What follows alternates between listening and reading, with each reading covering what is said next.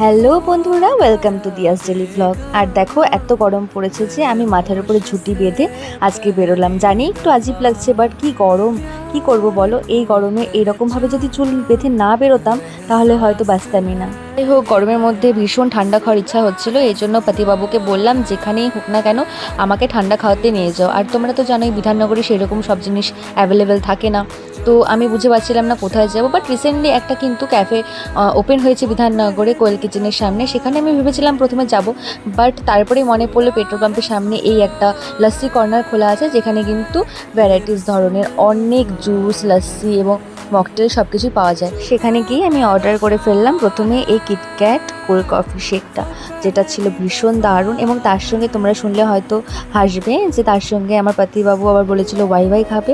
তো একটা cold coffee আর একটা ওয়াই ওয়াই, মানে একটা হট একটা কোল্ড, এই দুটোর কম্বিনেশনও আজীব। বাট কি করব, যেখানে পাতিবাবু বলেছে যে ওয়াই ওয়াই খাবে সেখানে সেটাই খাওয়াটা একটাই মাত্র চয়েস ছিল।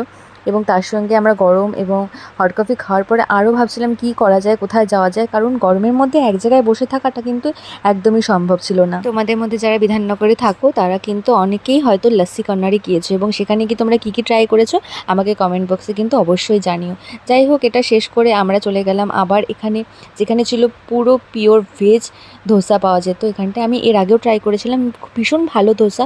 তো সেখানে গিয়ে আমরা ধোসা অর্ডার করলাম, যেটা আমি প্যাকিং করানোর জন্য ছিল। যারা এখনও যাওনি তোমরা কিন্তু যেতে পারো, আমি ডিসক্রিপশন বক্সে কিন্তু প্রপার ডিটেলস দিয়ে দিব। দেখা হচ্ছে নেক্সট ব্লগে, ততক্ষণ টাটা।